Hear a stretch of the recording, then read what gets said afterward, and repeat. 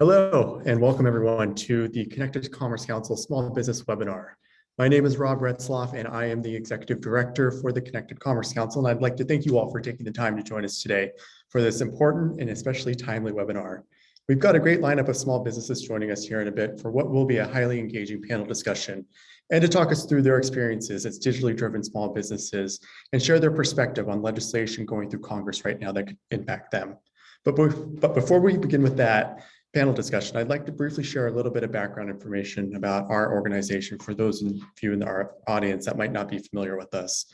The Connected Commerce Council is a nonprofit membership organization made up of over 15,000 small businesses from across the country that are both powered and empowered by digital tools to help run and grow their business. At 3C, our mission is to help advance the interests, education, and engagement of businesses that use online tools and marketplaces to help them scale and grow as easily and efficiently as possible.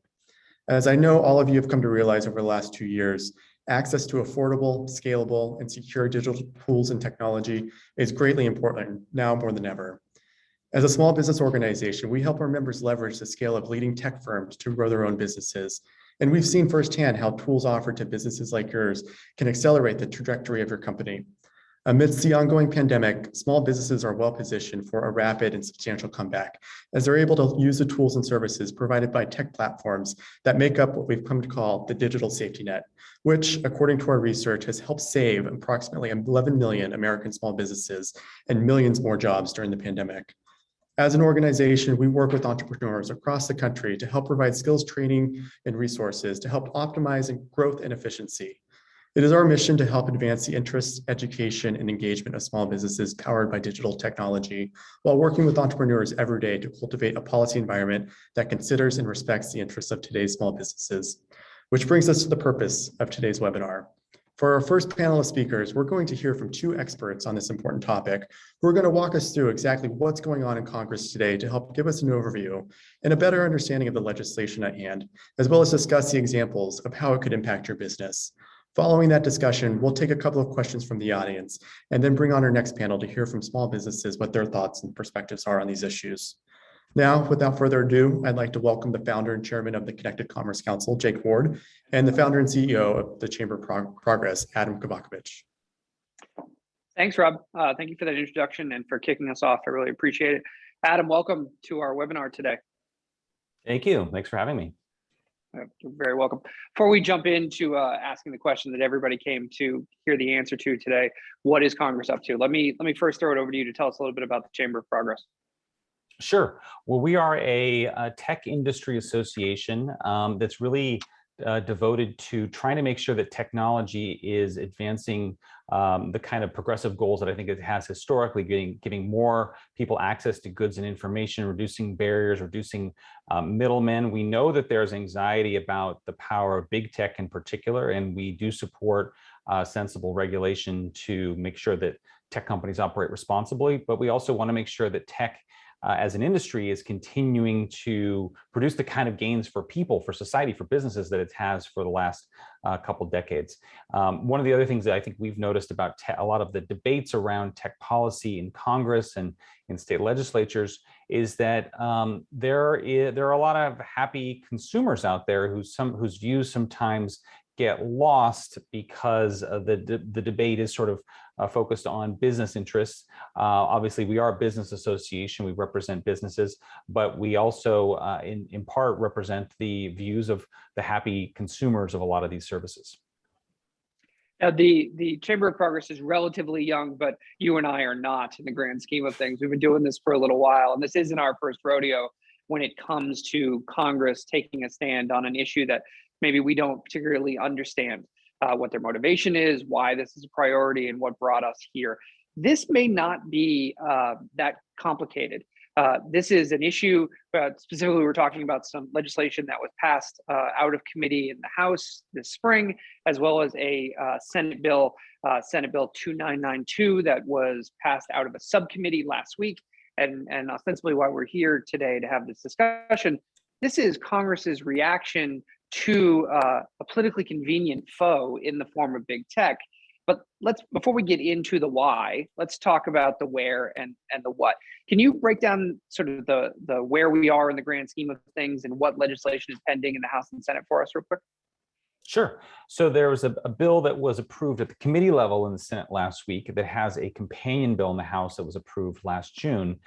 And this bill in the Senate by Senator Klobuchar and the House by Congressman Cicilline would do something pretty straightforward. It would prohibit the 5 big tech companies, Apple, Amazon, Google, Meta, and Microsoft, from preferencing their own products over those of competitors.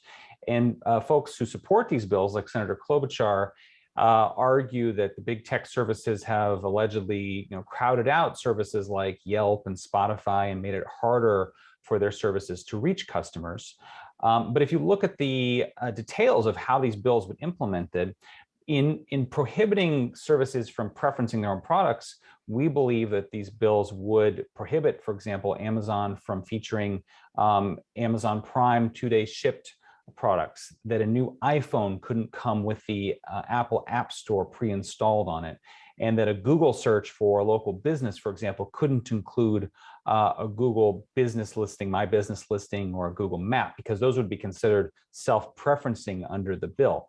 And you heard, I think, at this Senate committee meeting last week, a number of senators on both sides of the aisle voiced concerns about the impact of these kind of prohibitions on a whole variety of factors, on competitiveness, on consumers, on small businesses. Senator Leahy from Vermont talked about how many of his local businesses in Vermont depend on online platforms to reach customers, and that this could have an unintended negative consequence on those businesses.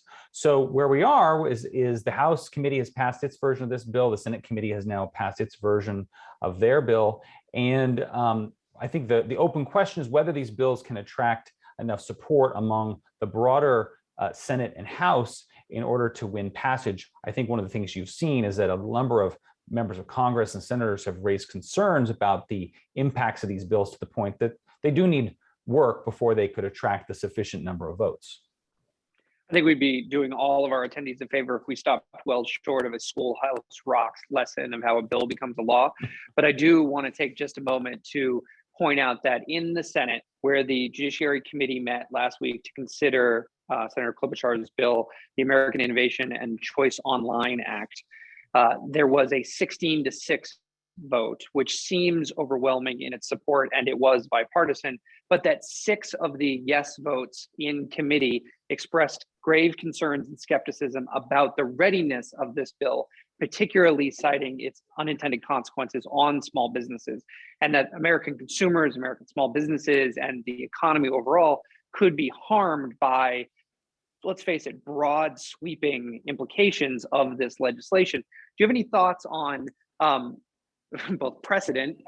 Is this normal that it would be voted out of committee or even out of subcommittee with that kind of support, with so many people putting their hand in the air and saying, I don't know enough about this legislation to support it on the floor?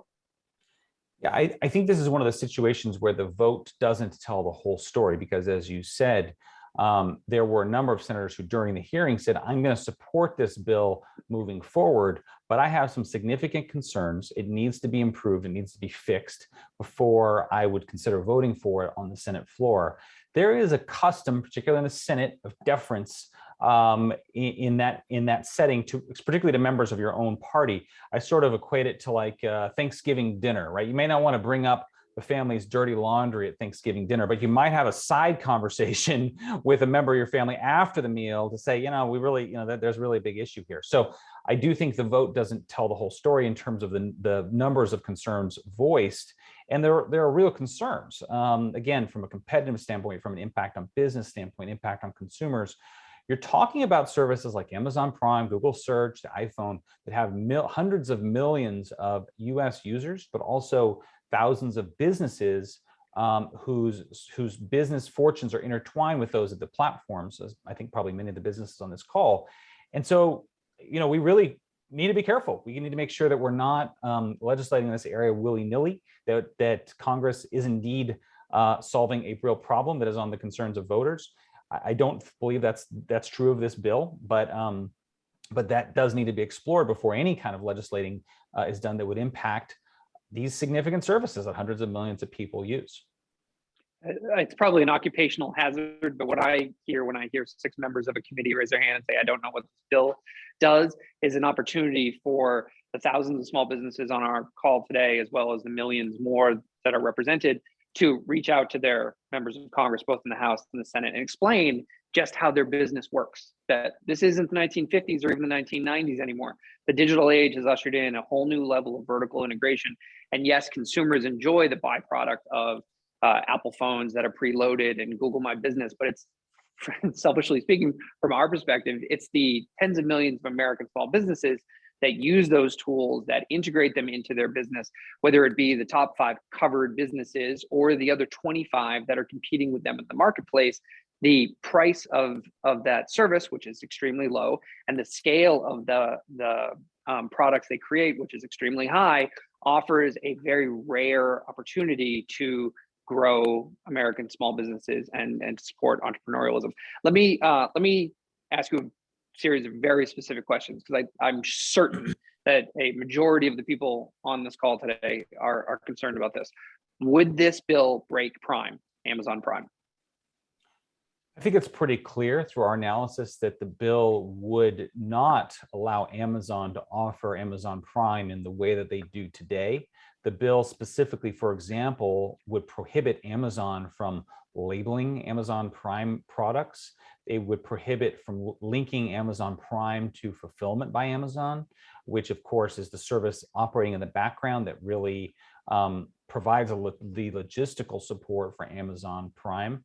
And so I do believe that it would have the impact of impacting Prime and all of the small sellers who found success through participating in the Prime and Fulfillment by Amazon programs. And just to be clear, I'm talking about S2992, the American Innovation and Choice Online Act, as well as the companion bill, HR 3825, the Ending Platform Monopolies Act. Would these pieces of legislation disrupt Google My Business? Yeah, I think it's pretty clear, because the way that the bill says that Google cannot favor its own services, it would prevent Google from showing, for example, a Google map or a Google business profile of a local Chinese restaurant, a dry cleaner, florist, when you do a Google search. And the reason for that is because that is something that might benefit, for example, Yelp, which is a company that has lobbied for these bills, but it would likely, I think, hurt thousands of the businesses who value that visibility in Google search and the convenience of helping their customers, find them through the Google search. And you've already mentioned the impact that these bills would have on Apple, both as a store for app publishers, but also as consumers from a privacy control perspective and preloading of the store. Let me just say definitively, as an organization with more than 15,000 small business members here in the United States, which by any math is a representative sample of different verticals, different regions, different areas, that nobody asked for this. No small businesses in any significant number raised their hand and said, I need these technology companies hamstrung so that I can compete in the marketplace. No one asked Congress to get involved at this level. Certainly there are concerns, as you mentioned at the top, that any industry writ large that has the kind of growth and power and ubiquity in our lives should be overseen by Congress. That's what it's there for, as well as overseen by the agencies like the FTC, whose job it is to regulate these marketplaces. But let me ask you this. Do we not have laws already on the books that are antitrust and anti-monopoly that would protect us from consumer harm or market manipulation by these companies? Yeah, and in fact, the federal government right now has lawsuits, antitrust lawsuits against Google, against Facebook, mulling them against Amazon. And so I think you're right. There's not much evidence that there's a lack of tools on the part of federal enforcers. I do think one of the things that this points out is that there's understandably a lot of focus on the big tech services. They are big, they're powerful, they have a lot of influence.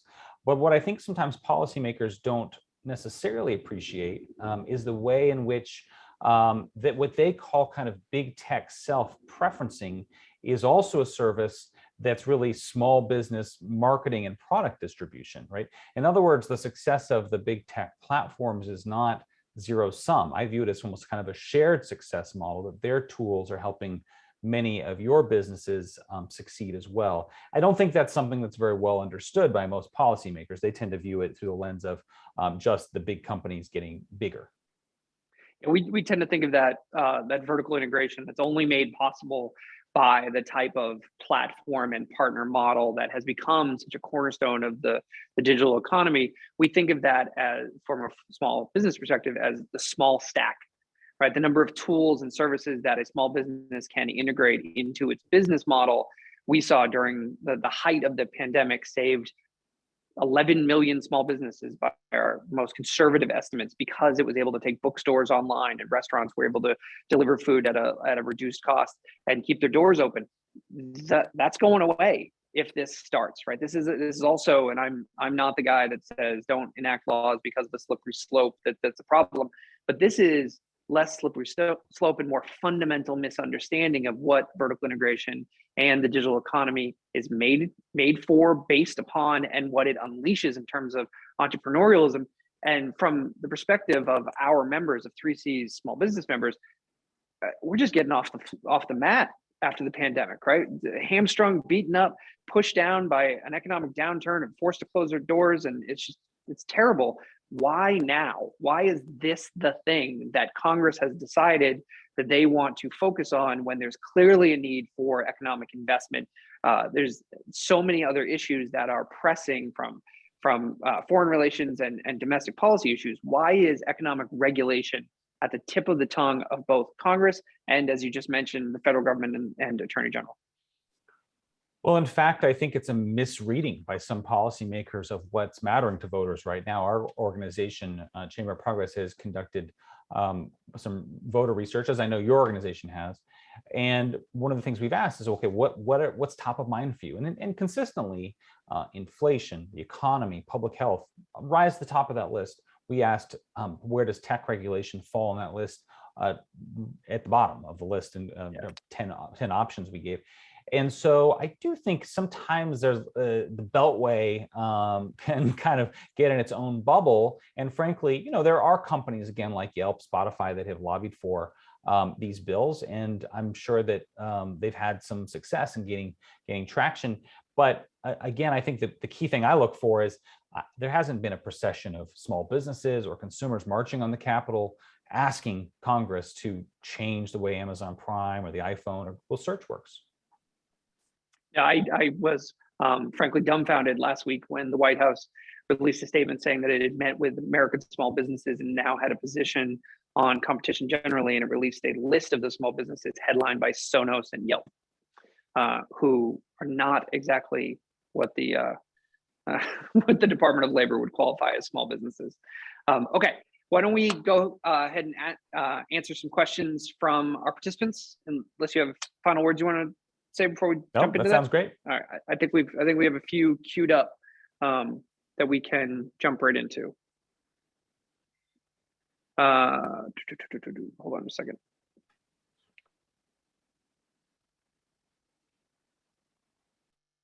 All right, so first question we have here from Chris is, he's asking, how is it exactly going to impede a small business in a Google search? If you don't mind, go ahead. You want to jump in? No. I mean, it's a good question right now. So right now, if you do a Google search for, say, local florists, local pizza places, there's a couple aspects of that Google search. One is a map, right, that plots those local businesses on a map that really provides sort of a rich tool for the consumer to find the business.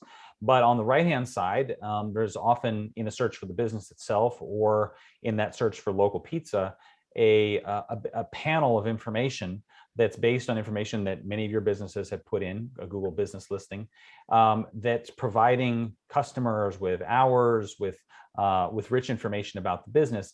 And that's the kind of thing, because that is a Google product that frankly competes with a competing service, Yelp in this case, that would under the drafting of the bill be banned, because that could be viewed as discriminatory towards Yelp, even though it benefits the business in this case.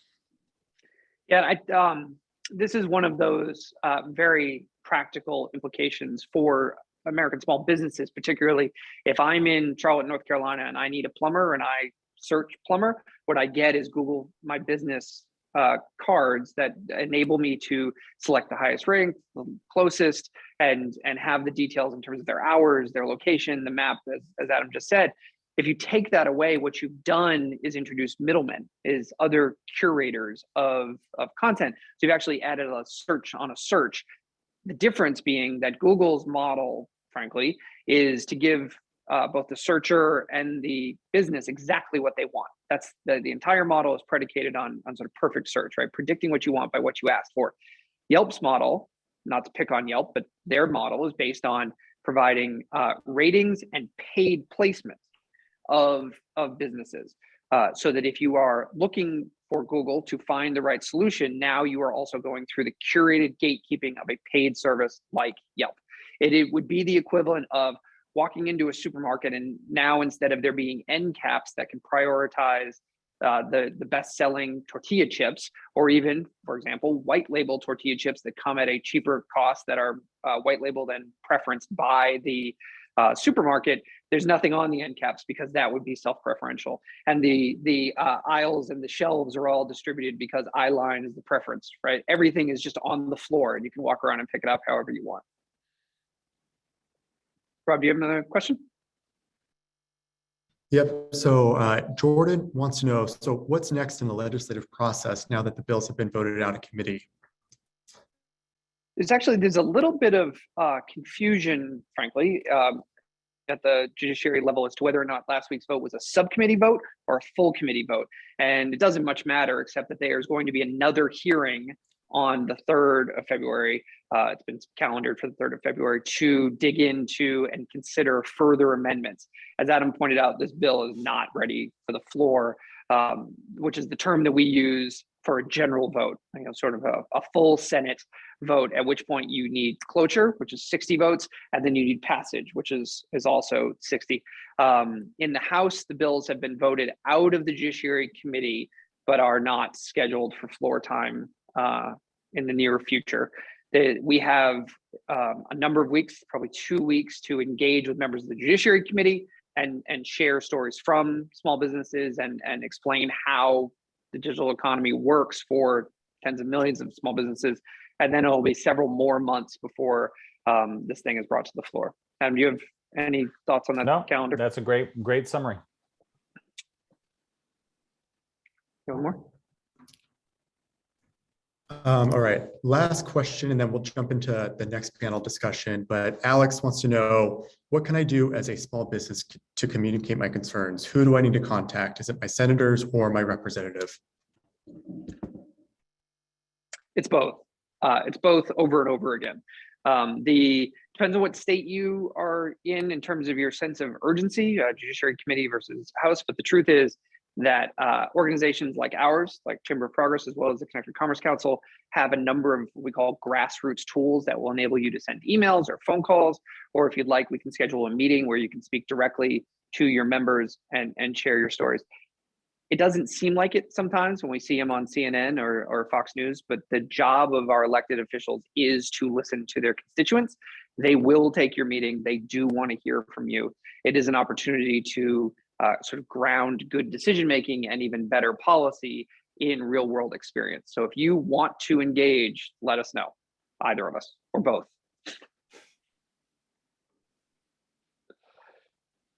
Perfect. Well, thank you guys so much for that great discussion. I appreciate you guys taking the time to answer those questions and join us to share your thoughts and expertise on this issue. Thank you. Thank you, Adam. Of course. All right, now that we've set the stage for today's discussion, I'd like to welcome in our next panel of small businesses here and have them introduce themselves by telling us where they're from and share with us a little bit about their business. And Salil, we'll go ahead and start with you first. Hey, so my name is Salil Gandhi. I am the founder of SBO Buzz. I work with small businesses all over the country. We help them improve their digital footprints, grow their businesses online. Over the last 9 years, we've worked with hundreds of small businesses all over the country.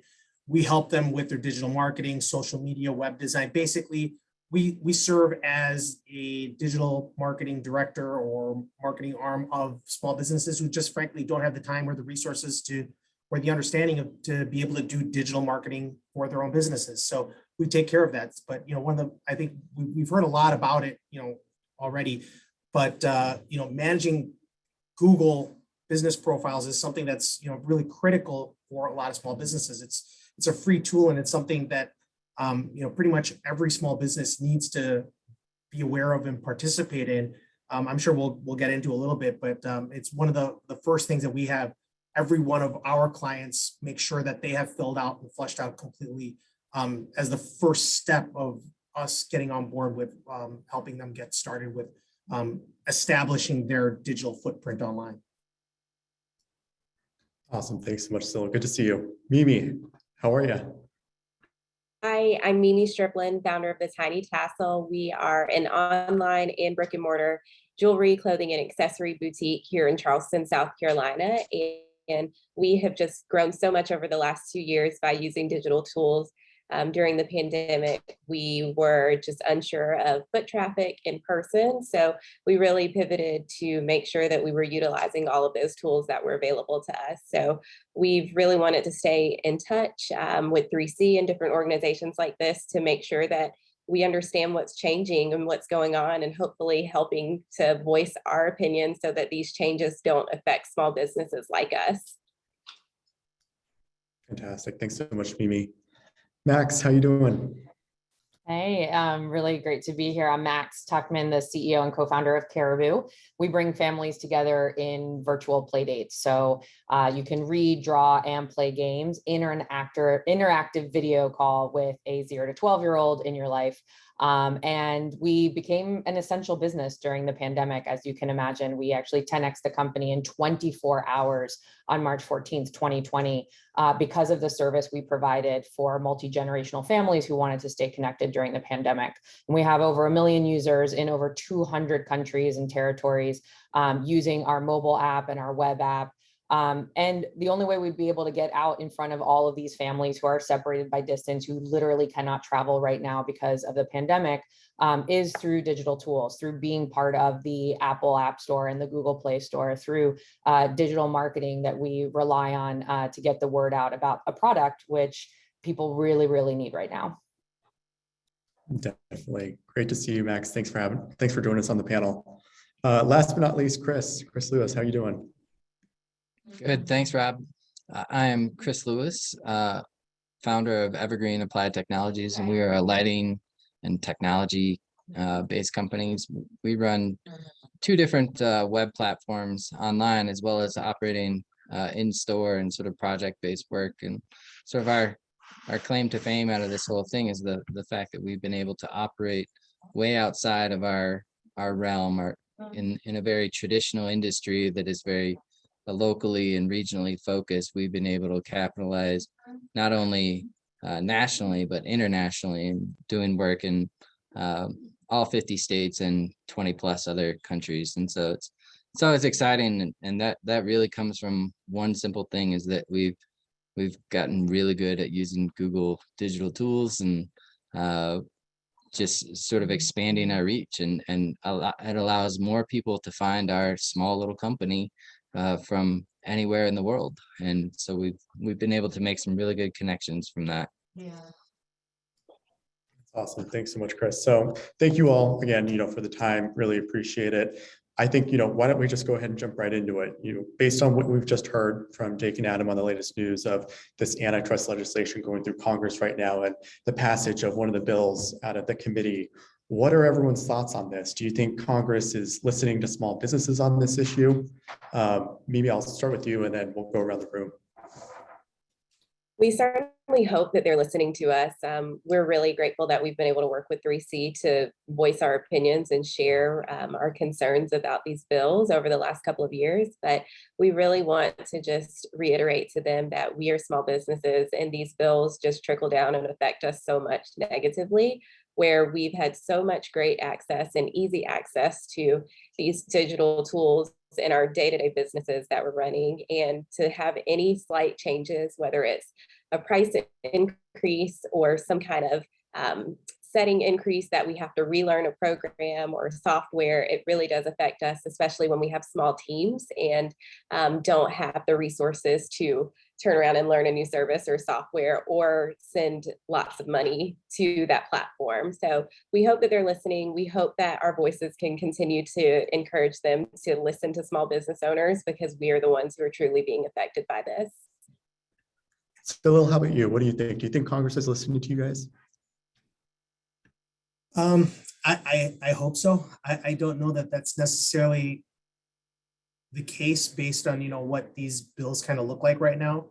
I think what Jake and Adam were talking about really kind of hits it on the head. I think that these bills are kind of missing the point of what Google and Apple and what these big companies are doing to a large extent.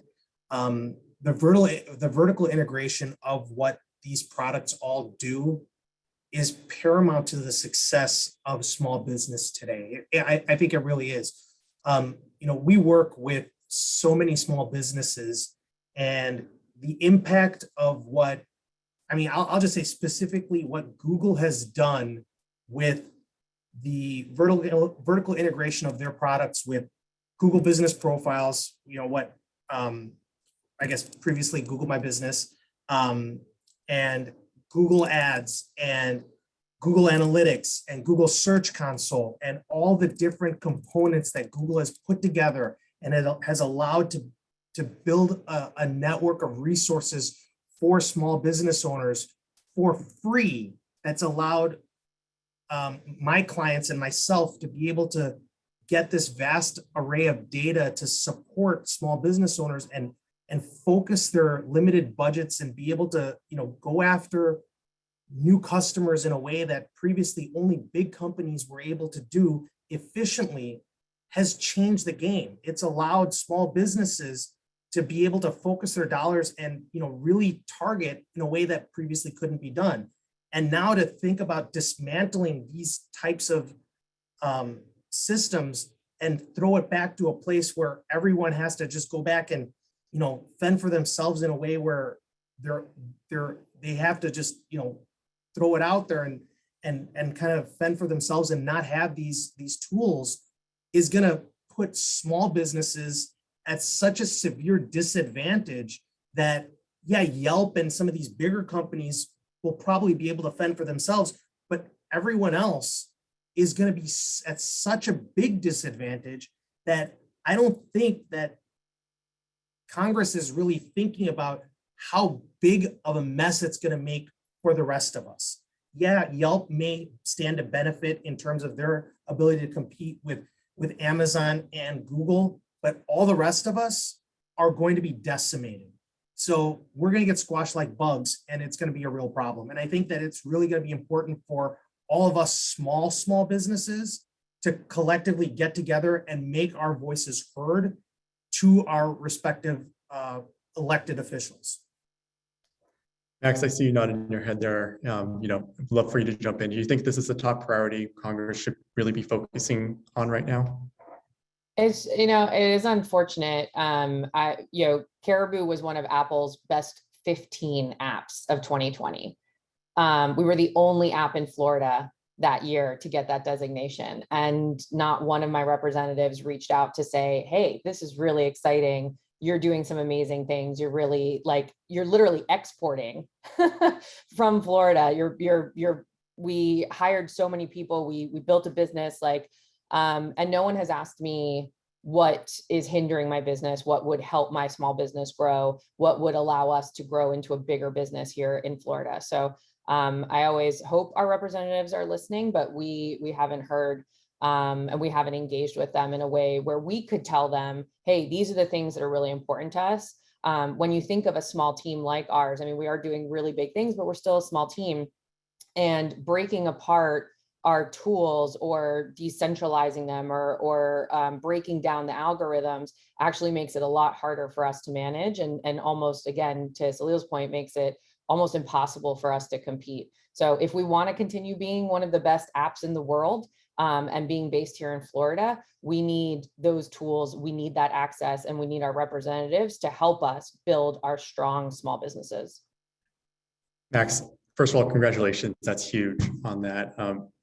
And Caribou too. I think that's fantastic. And it's unfortunate at the same time that your elected officials haven't reached out to you to congratulate you on that. But we're more than happy to set up a meeting and make sure that they do know about Caribou and know all the accomplishments that you've done over the years. Chris, would love to hear your thoughts on this. Do you think Congress knows enough about today's digital economy to try and make drastic changes to the way online platforms operate and potentially affect the tools and services that you use for your business? The simplest answer is no, and I don't. I question really if they want to learn. I had a sort of a panel involvement with Senator Hickenlooper's office here in Colorado, which is where I'm based, and he sent I think it was 4 of his aides, and I can't remember if you're in on that, Rob, or not, but 4 of his aides, and I kid you not, every single one of those aides read the same word for word item starting out their speaking. Senator Hickenlooper respects small business and ran a small business, blah blah blah, and it just felt so fake. They weren't well prepared on the topic. They weren't well informed, and that's what's frustrating, is that you expect to go into these things with people who should be experts. And they're not even familiar with the subject, and didn't even take the time to do relative talking points or stuff like that. That's what's particularly frustrating, is that like Salil said, we're at a point where this is life-changing and potentially devastating if we lose a certain aspect of our business that's generating such a massive amount of lead generation, that sort of stuff. When you build a business upon a platform that's functional and allows you as a small entity to fight a large group of hugely established companies with big pockets, that's daunting. And so that's why it's so frustrating. I went away from that meeting with Senator Hickenlooper's office, and I just was more shocked than anything at how poorly prepared they were for it. And it's frustrating. So, hopefully things like this get the message across a little bit better, and maybe one of them is listening now and will take note that they need to do better. Yeah, definitely, Chris. I was there with you for that meeting, and unfortunately have to agree that there were aides that weren't well prepped or read in on the issues at hand. But with that being said, I do believe that there is strength in number. And right now we have a campaign going on, a letter campaign directed to elected officials, and it's on our website. You'll get an email with a link that you can go to add your name to that letter. And so far, over 11,000 small businesses have sent a letter to their elected officials, both senators and their rep. So would love, for you guys, and strongly encourage you to add your name to that letter and make sure that your voices and concerns are heard. And again, as an organization made up of small businesses and advocacy, we would love to be able to set up a meeting with your elected officials too, and just make sure that your voices are heard and concerns are heard too. I have a couple of questions here, just in terms of admin. A lot of people are asking, will this recording be available after the event? It will. We're going to include it in your email with the link to the video on YouTube. And then how to take action was another big one. So I just wanted to make sure I made a call out to that letter too. Maybe I want to go to you. You've done a really good job at growing your business thanks to digital tools over the years. And over the last 2 years, your business has grown exponentially thanks to digital tools. You've even opened up your own brick and mortar shop. Do you feel like you would be impacted by this legislative proposals that Jake and Adam talked about at the beginning? How do you think your business would be impacted if these bills were to become law? We would definitely be impacted. I spoke a little bit about this, but we use digital tools like 24/7 to run our business and to just spread the word about our business and reach our customers, new and old. And this legislation is kind of tricky for us because we use so many tools like ads, social media, and all of that kind of falls under the bucket. that would be changed or removed for us. And the access to that is so important to us. We're 6.5 years into our business, but I see so many brand new businesses or people who want to start businesses.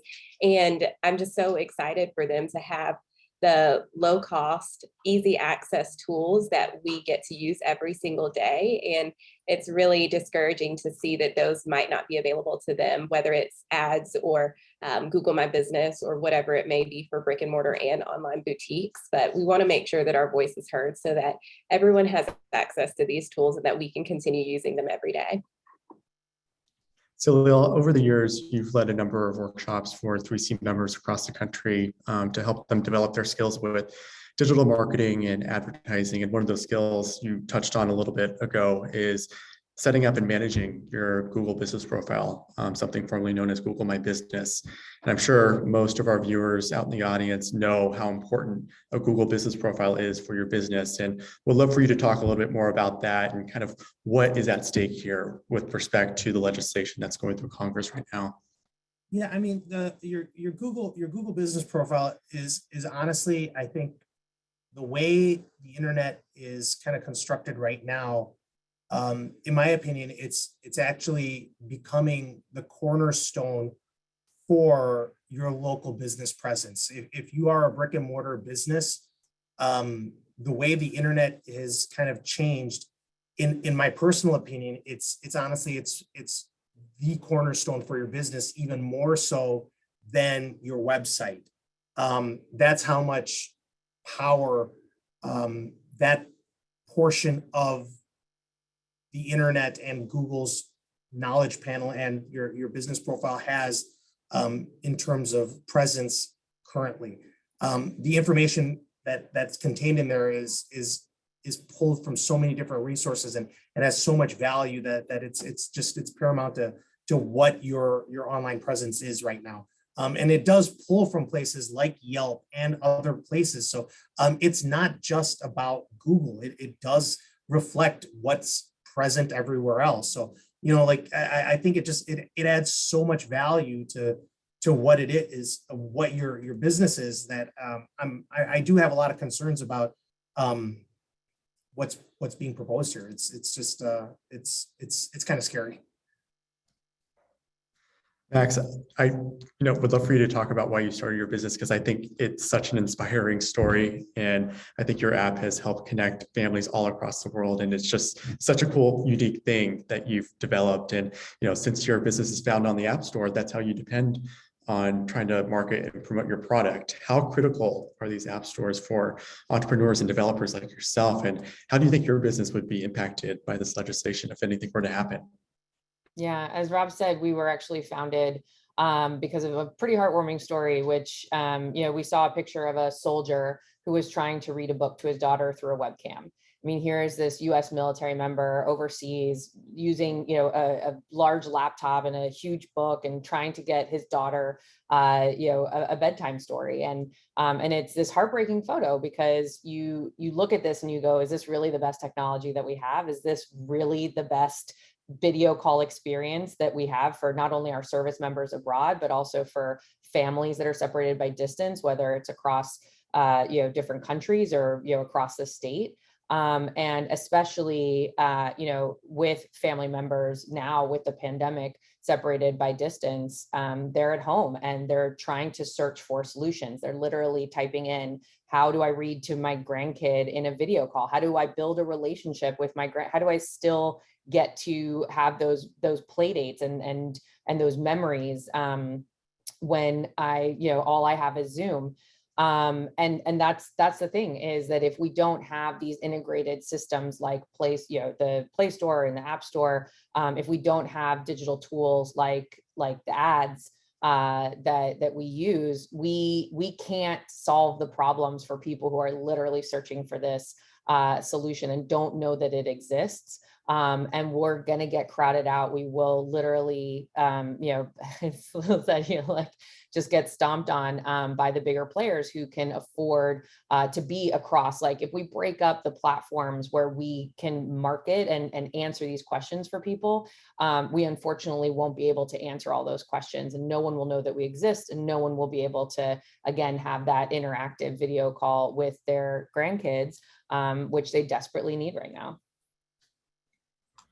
Chris, we'd love for you to chime in here too. I mean, you talked a little bit about your business being in a small town outside of Denver, and I think it's in the Rocky Mountains. And now you've grown your business all around the country, and would love for you just to talk a little bit about how critical digital tools have been in expanding your business for you to be able to reach these new markets in order for developers and contractors to be able to find your company. That's really the exciting thing is I told a guy early, years back, in his sort of traditional way of knocking on doors, he could talk to 3 or 4 people a day, and I can reach 300 or 400 people per day, and have the same, sort of relevant interaction if I need to. And that's what really expands the reach is finding customers who are at that point where they're ready to make a decision, and instead of it allows us as a company to grow more. It allows us to get people to write stuff more. It's just a more efficient way of doing business. And the benefit to the customer side too is that they found a company that's really good at what they do, and they may not have that in their small town. We do a lot of work in small towns up in Montana and Idaho, Western states where these sorts of things just don't exist. And to get somebody who has a level of expertise that we can offer is something that they could never get. And so it works both ways. Like we've been able to acquire a customer, and they've been able to acquire something great to get them to the next step. And so I think that's really great for us, is that we keep building upon that, using the tools, expanding, and broadening our reach and finding more people. And then it sort of builds upon itself. And at the end of the day, we just, around here, we just want to buy groceries, spend time with our kids, and run a good business. And this is how we get there. I think Jake and Adam captured this pretty good, but the current legislative proposals as they're written right now would make these integrated tools that you guys are talking about, like search, unlawful under the bill's sections. And if this is going to harm not just your business, but it's also going to harm the consumers too, trying to find these businesses through services like Google My Business, Google Business Profiles, and potentially raise the cost of advertising too. Small businesses like yours are able to find new customers on a global level that they could get with just a local storefront. Chris, going door to door and only reaching 3 to 4 people a day, you're able to promote yourself for pennies on the dollar thanks to lower advertising costs. And small businesses right now just have this incredible opportunity for innovation and the ability to offer products to a very specific targeted clientele. Essentially breaking up or regulating these online services these businesses use would not help businesses excel. It's actually eventually going to harm them. I do want to make sure that, go ahead, Chris. Oh, that cost factor you're talking about is massive too. Like if you, your Google Ads account, and I'm sort of privy to some other stuff there at Google, and I know that I'm on the lower level of the Google Ads spending sphere. I'm not a big conglomerate. So if you were to put it into a bucket and say, what could those guys outspend us to death if it were a sort of broken up campaign? It would be sort of a thing where it would happen in a matter of weeks, that we would just be spent out of existence. So I just saw you go off mute, and would love for you to chime in here because I know you got something to say. It's just, especially, Chris brought up the point in regards to looking at it from that perspective of Google Ads. I mean, if we're talking about this self-preferencing and eliminating it, the tie-in for Google Ads to Google search, I think, is probably the most important piece to this that, we haven't really even talked about too much, but decoupling Google Ads to Google search and Google My Business is probably going to have the biggest impact to all of us as small business owners. Because if you decouple that, the impact to targeting by location, the impact to targeting by keywords, the impact to targeting by everything, if we decouple that, you're basically then removing our ability as business owners to be able to target. And then we go back to the Stone Age of just having to throw ads out there and having no idea where these ads are going, and basically just throwing ads out there and having ads go out for diapers to college students and just saying, well, we just got to throw ads out there because we're not allowed to have really any information.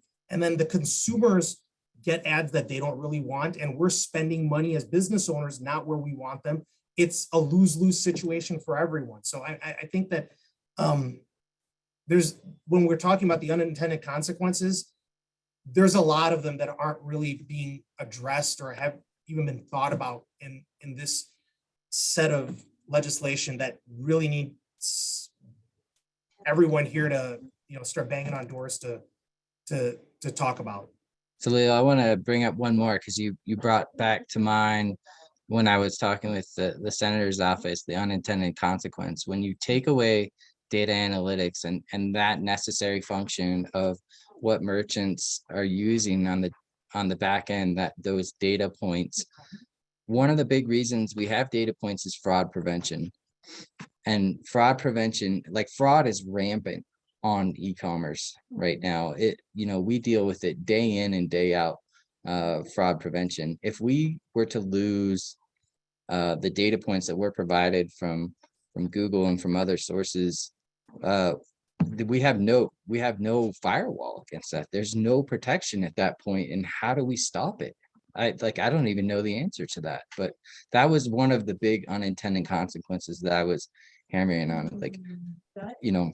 I don't know how you put that at rest. Yeah, that's a great additional point, Chris. All good points. And I do want to make sure we get time to answer a couple of questions from the audience. I see you guys have submitted a ton of questions. They're fantastic, but just want to make sure we get an opportunity to go through a couple of them. First question that I want to ask the group is, what advice would you give a small business owner that might not be as comfortable speaking on policy issues, but still share these concerns because it would severely impact my business? And Mimi, I've done a couple of these meetings with you and feel like you would be a great person to answer this question. Yeah.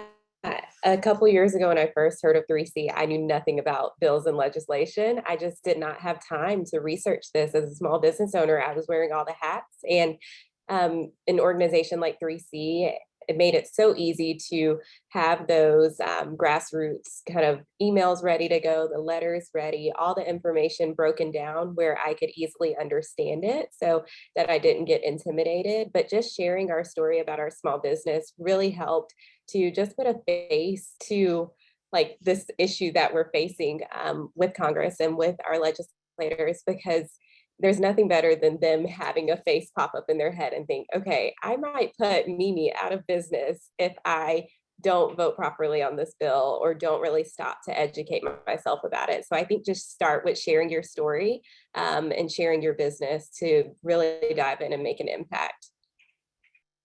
Max, I just saw this one come through, and I think this would be a good one for you. But if your elected officials were here right now, what would you say to them, or what would you express your concerns about? Yeah, I would say, and I love how Mimi put it, right, is that I would love to share our story. I would love to share why we as Caribou chose to stay in Miami, my hometown, to build and grow our business versus going to Silicon Valley. I had a lot of investors who wanted me to move to California for investment and build and grow my company there, but I chose to stay here in Florida. And I would love to tell my personal story of why we did that, and my family's history of small business ownership, and what we're trying to do with Caribou and the global company that we're trying to build. And I 1000% agree with everything Mimi said. I was just like, yes, just keep saying it, because it's so true. Us small business owners, we forget that we have such an important and powerful story to tell, and that our representatives need to hear from us. And unfortunately, because we're small businesses, we don't have the time or the team to manage the business while we go out and talk to our representatives. So our representatives also, if they were here, I would say, come to us. come to us and hear our stories, make an effort for your staff and for yourselves to hear from the small businesses in your community, because unfortunately we don't have the time to come to DC or Tallahassee and tell you our stories. Great. Now, we've only got a few minutes left here, unfortunately, and I just love to go around the room real quick and just get everyone's final thoughts before we wrap with the webinar. And if anyone in our audience is interested in reaching out to learn more about your business or to talk to you about these issues, would love for you to just let them know how they can get in touch with you. And so we'll start with you and then we'll go around the room real quick. Sure. If you would like to reach out to me, you can find my contact information at my website, sbobuzz.com. Or you can shoot me an email, my first name dot last name at sbobuzz.com. If you have any questions, let me know. I'm happy to talk to you. Thanks, Cyril. Chris? Yeah, if you want to reach out, you can either find me on LinkedIn. I know a few people have during this discussion already, or you can go on to evergreenappliedtechnologies.com. It's a little long, but it's easy to spell. And just shoot a message through there. Perfect. Max, how can people get in touch with you if they're interested? Yeah, well, if you have a 0 to 12-year-old in your life that you want to have a much more engaging video call with, definitely check us out at caribou.com, CARIBU.com. And to connect with me, I'm easily reachable on LinkedIn and would love to connect with other small business owners where we can work on this together. Perfect. Mimi? You can reach us on our website at thetinytassel.com and also through LinkedIn, Facebook, Instagram. We're always happy to answer any questions or guide you to the right person that can help, whether it's the 3C or someone else that we've worked with. And Mimi, just, I have to say, your Instagram is one of my favorite accounts to follow. So everyone be sure to check it out. All right. And to the rest of you who joined us today virtually, thank you so much for taking the time to sit with us, learn more about these important issues that might impact small businesses. As I mentioned earlier at the top, following this webinar, you're going to be receiving an email from us with all this information about the Connected Commerce Council. I'm going to include a link to the video on YouTube, as well as a link to that letter that we were talking about directed to your elected officials in Congress.